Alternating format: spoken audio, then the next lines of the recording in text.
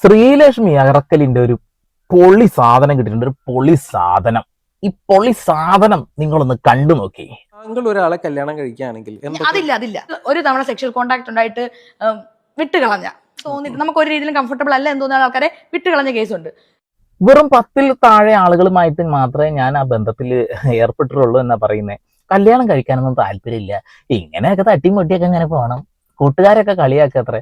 നീ 10-ൽ താഴെ ആളുകളുമായിട്ട് എന്താ മുള്ള ബന്ധപ്പെട്ടത്, കുറച്ചും കൂടി ഉണ്ടെങ്കിലല്ലേ രസമുള്ളൂ എന്ന രീതിയിലൊക്കെ എന്നാ പറയുന്നത്.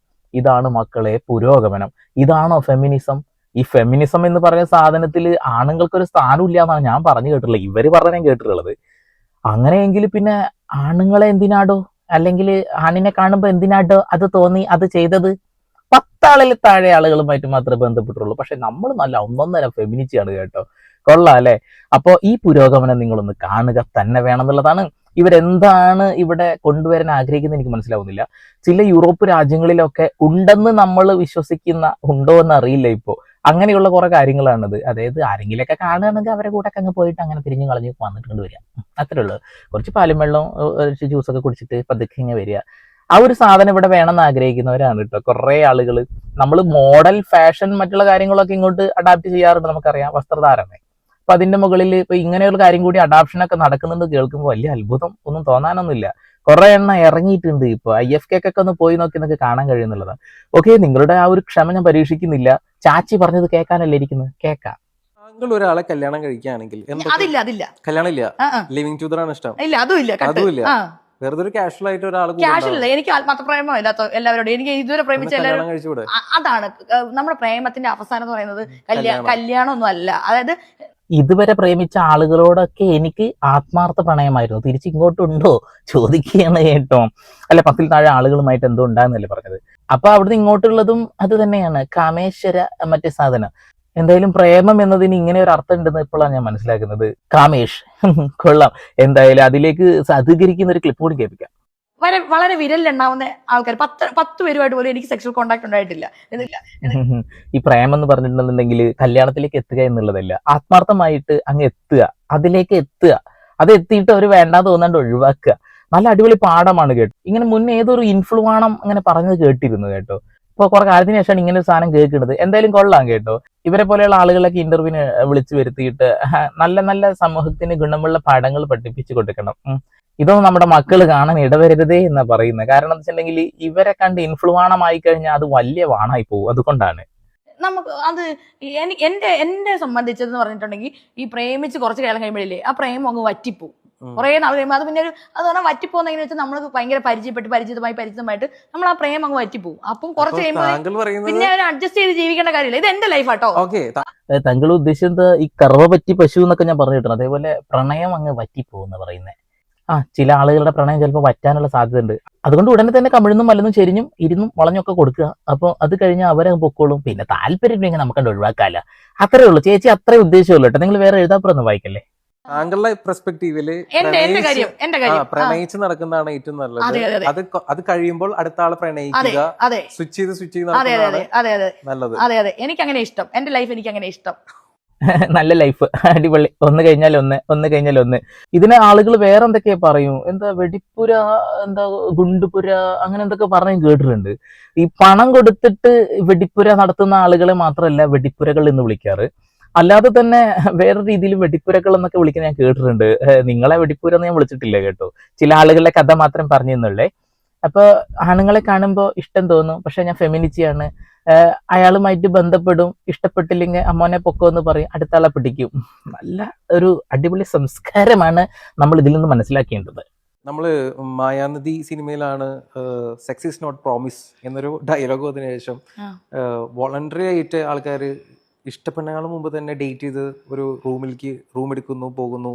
അങ്ങനെ ഒരു സിസ്റ്റം വന്നപ്പോഴാണ് ഈ പ്രശ്നങ്ങൾ കൂടി വന്നത്. ഇപ്പൊ അത് തെറ്റാണെന്നൊന്നും എനിക്ക് പറയാൻ വേണ്ടി പറ്റത്തില്ല. ഇപ്പൊ എന്റെ ലൈഫിൽ അങ്ങനെ ഉണ്ടായിട്ടുണ്ട്. അതായത് ഞാനിപ്പോ എനിക്കൊരു ബോയ് അത് തെറ്റാണെന്ന് നിനക്ക് പറയാൻ കഴിയില്ല. കാരണം ഒരു അമ്മയ്ക്കും അച്ഛനും അത് മനസ്സിലാവുള്ളൂ എന്നുള്ളതാണ്. സ്വന്തം മക്കളൊക്കെ ഒരാളെ കാണുന്നു, ഇഷ്ടപ്പെടുന്നു, sex is not a promise എന്ന് പറഞ്ഞിട്ടാണ് മലന്ന് കിടക്കുന്നു, കമിഴ്ന്ന് കിടക്കുന്നു, ചെരിഞ്ഞ് കിടക്കുന്നു, അവസാനം പള്ളയിലാവുന്നു, കേസാവുന്നു, എന്തൊക്കെയാണല്ലേ. അപ്പൊ അതൊരു അച്ഛനും അമ്മയ്ക്കും നല്ല രക്ഷിതാക്കൾക്ക് മാത്രമേ അത് തെറ്റായിട്ട് കാണാൻ കഴിയുള്ളൂ. രക്ഷിതാക്കൾ എന്ന് പറയുമ്പോൾ അതിൽ ബ്രദേഴ്സും സിസ്റ്റേഴ്സും ഒക്കെ വരും കേട്ടോ. അയൽവാസികൾ നല്ല ആളുകളൊക്കെ വരും. അവർക്കത് മനസ്സിലാവുള്ളൂ എന്നുള്ളതാണ്. ഇപ്പൊ നമ്മൾ ഒരുപാട് വാർത്തകൾ കേൾക്കുന്നതാണ്. ഇൻസ്റ്റഗ്രാം വഴി ചില ഇൻഫ്ലുവാണങ്ങൾ ഇങ്ങനെ കുട്ടികളെ വളയ്ക്കുന്നു. അതായത് 18 വയസ്സിന് താഴെ ആളുകളെ വളയ്ക്കുന്ന കഥകൾ നമ്മൾ ഇഷ്ടം പോലെ കേട്ടിട്ടുണ്ട്. ഇപ്പൊ ഒരുപാട് കേസ് ഇഷ്ടം പോലെ നടന്നിട്ടുണ്ട് എന്നുള്ളതാണ്. അപ്പൊ sex is not a promise. അതിനൊക്കെ സപ്പോർട്ട് ചെയ്യുന്ന ഇത്തരം ആളുകളെയൊക്കെ സമൂഹത്തിൽ മാറ്റി നിർത്താതെ ഇങ്ങനെ ഇന്റർവ്യൂകളിലേക്ക് വിളിച്ചു വരുത്താണ് കേട്ടോ. ഇപ്പൊ ഈ വീഡിയോ റിയാക്ട് ചെയ്യാൻ തന്നെ കാരണം എന്താ? ഇതാണ്, ജനങ്ങളൊന്ന് അറിയട്ടെ. ഇങ്ങനെ കുറെ എണ്ണം ഉള്ളത് കൊണ്ട് നമ്മളെ മക്കളൊക്കെ ഇത് കണ്ട് ചിലപ്പോൾ ഇൻഫ്ലുവൻസ് ആവാനുള്ള സാധ്യതയുണ്ട്. അങ്ങനെ സാധ്യതകളിലേക്ക് പോവാതിരിക്കാൻ വേണ്ടിയിട്ടെങ്കിലും ആ ഇൻസ്റ്റഗ്രാം ഒക്കെ ഒന്ന് മോണിറ്റർ ചെയ്യുന്നത് നല്ലതായിരിക്കും. എൻ്റെ പൊന്നമ്മച്ചിമാരെ, അച്ഛന്മാരെ, മാമന്മാരെ, ഏട്ടന്മാരെ, സഹോദരന്മാരെ, അയൽവാസികളെ, കൂട്ടുകാരെ, നാട്ടുകാരെ. അയ്യോ, പറഞ്ഞങ്ങ് പോയി. എനിക്കൊരു ഒരാണിനോട് ക്രഷ് തോന്നി. ഞാൻ എന്ത് ചെയ്തു? എന്താ പറയാ, ഞാൻ അവനുമായിട്ട് സെക്ഷൽ കോൺടാക്റ്റിൽ ഏർപ്പെട്ടു. എന്നിട്ട് അതിനുശേഷം കുറെ നാൾ കഴിഞ്ഞ് പിന്നെ ഇത് കണ്ടിന്യൂസ് ആയിട്ട് അതായത് ഇപ്പൊ ഞാൻ എന്റെ ജീവിതത്തിൽ സെക്ഷൽ കോൺടാക്ട് ചെയ്ത ആൾക്കാർ ഇപ്പം എന്താ പറയുക, വളരെ വിരലിലുണ്ടാവുന്ന ആൾക്കാർ 10 പേരുമായിട്ട് പോലും എനിക്ക് സെക്ഷൽ കോൺടാക്ട് ഉണ്ടായിട്ടില്ല. അഭിമാന പുളകിതமான നിമിഷങ്ങൾ 10 പേരിൽ കൂടുതലാണെങ്കിൽ അത് വലിയ വിഷയം. 10 പേരിൽ താഴെ എനിക്ക് അങ്ങനെ തോന്നിയിട്ടുള്ളൂ, അങ്ങനെ ചെയ്തിട്ടുള്ളൂ എന്ന് പറഞ്ഞത്. ഇപ്പൊ എനിക്കൊരു ആണിനെ കണ്ടപ്പോൾ ഒരു ക്രഷ് തോന്നി. അവനുമായി ബെഡ് ഷെയർ ചെയ്തു, പുതപ്പ് ഷെയർ ചെയ്തു, തലയിണ ഷെയർ ചെയ്തു, അവസാനം എന്തൊക്കെയോ ഷെയർ ചെയ്തു. കവറിട്ട തലയണയാണോ കവറിടാത്ത തലയണയാണോ എന്ന് എനിക്കറിയില്ല. കവറിട്ട തലയണയാണെങ്കിൽ തലയത്തെ വെളിച്ചെണ്ണൊന്നും ആവൂല, കാരണം പറഞ്ഞാണേ. അപ്പോ ഇതൊക്കെ എന്ത് പറഞ്ഞുകൊണ്ടിരിക്കുന്നേ? ഒരാണിനെ കാണുമ്പോൾ ഒരു പെണ്ണിന് അങ്ങ് തോന്നും, ഒരു പെണ്ണിനെ കാണുമ്പോൾ ഒരു ആണിന് അങ്ങനെ തോന്നും. ഇതിനൊക്കെ നമ്മളെ നാട്ടിൽ വേറെന്തോ വാക്കാ പറയാ, ഞരമ്പെന്നോ അങ്ങനെ എന്തോ പറയും.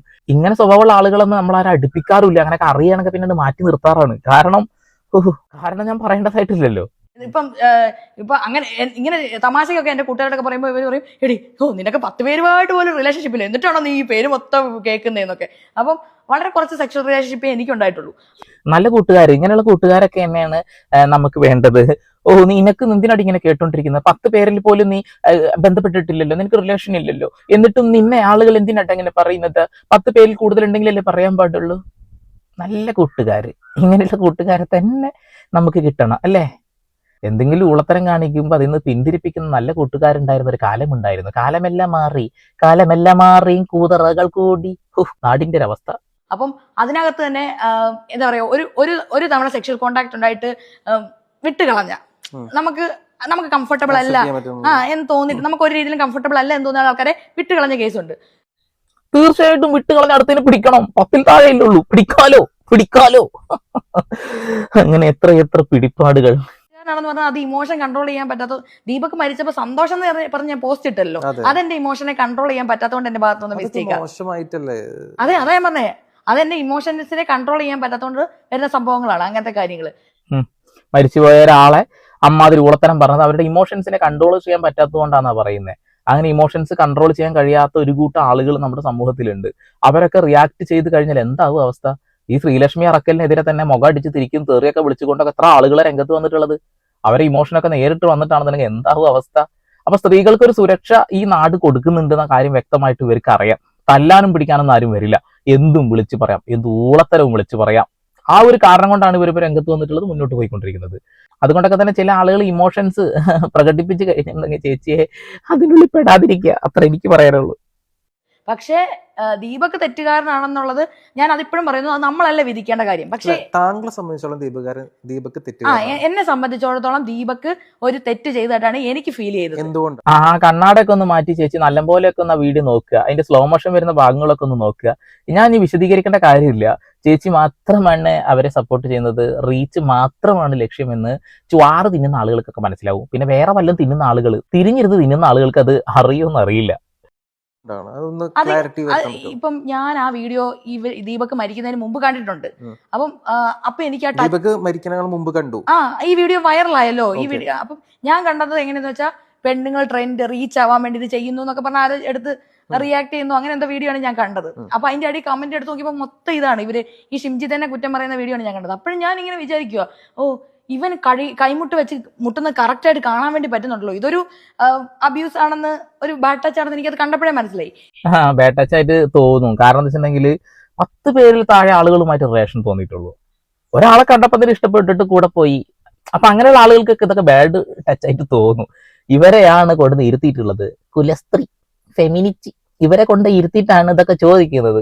കൊള്ളാം, നല്ല അടിപൊളി ആളെ തന്നെ കൊണ്ടിരുത്തിയിട്ടുള്ള നല്ല അടിപൊളി ചോദ്യം തന്നെ ചോദിച്ചുകൊണ്ടിരിക്കുന്നത്. റീച്ച് തന്നെ മുഖ്യം പിക്കിലേ, റീച്ച് തന്നെ മുഖ്യം. ആ വീഡിയോ കണ്ട ആളുകൾ വ്യക്തമായിട്ട് ഇതിനടിയിൽ കമന്റ് ഇടും. എനിക്ക് ഉറപ്പുണ്ട് അത് ഷിംജിതക്കെതിരെ തന്നെയാകും. ഒരിക്കലും അവൾക്ക് ജാമ്യം കൊടുക്കരുത് എന്ന് തന്നെ പറഞ്ഞുകൊണ്ടും അവരൊക്കെ രംഗത്ത് വരുന്നത് നാം കണ്ടിരിക്കുന്നു.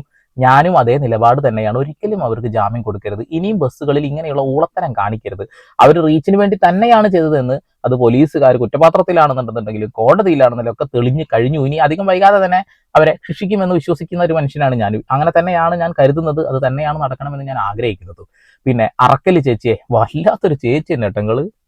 എന്നിട്ടും പറഞ്ഞു ഈ അല്ല ഞാൻ പറയട്ടെ, മുട്ടുകൊണ്ട് അല്ല എന്നിട്ടും എന്തുകൊണ്ടാണ് ഷിംജിതയ്ക്ക് ഇത്രയും ഇതിനടിയിൽ ഇത്രയും നെഗറ്റീവ് ആയിട്ടുള്ള കമന്റ് വന്നതെന്ന് ഞാൻ ചിന്തിച്ചു. അപ്പൊ എനിക്ക് അന്ന് തൊട്ട്, അതായത് ഇവൻ മരിക്കുന്നതിന് മുമ്പ് തന്നെ എന്റെ മനസ്സിൽ എന്ന് വെച്ചാൽ ഞാൻ അവിടെ പോസ്റ്റ് ഒന്നും എഴുതിയിട്ടില്ല, ഇവൻ കുറ്റക്കാരനാണെന്നോ അതിന്റെ കടി കമന്റ് ഒന്നും ഞാൻ എഴുതിയിട്ടില്ല. പക്ഷെ എന്റെ മനസ്സിൽ അന്ന് തൊട്ട് അവൻ കുറ്റക്കാരൻ. അപ്പം അവൻ മരിച്ചു കഴിഞ്ഞുകൊണ്ട് ഞാൻ അത് പിന്നെ മാറ്റി പറഞ്ഞിട്ട് കാര്യമില്ലല്ലോ. എനിക്കത് തോന്നിയ കാര്യമാണ്.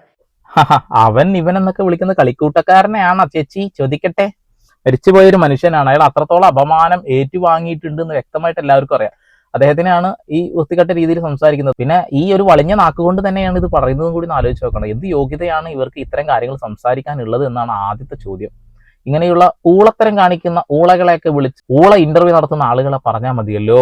എത്രയോ വലിയ വലിയ വിഷയങ്ങൾ ചർച്ച ചെയ്യാനുണ്ടായിരുന്നു. പക്ഷെ ഇങ്ങനെയുള്ള ആളുകളെ കൊണ്ട് ഇരുത്തിയാലേ നാലാൾ തെറി വിളിക്കാനെങ്കിലും വരും എന്നുള്ള വിശ്വാസം കൊണ്ടാണ് എന്ന് വ്യക്തമായിട്ട് നമുക്ക് എല്ലാവർക്കും അറിയാം. പിന്നെ മറ്റൊരു കാര്യമുണ്ട്, ചേച്ചി ഭയങ്കര ധൈര്യക്കാരിയാണ്. ആണുങ്ങൾക്കൊരു ധൈര്യമില്ല, അതാണ് ഇതാണെന്നൊക്കെ പറഞ്ഞുകൊണ്ടിരിക്കുന്ന ആളാണ്.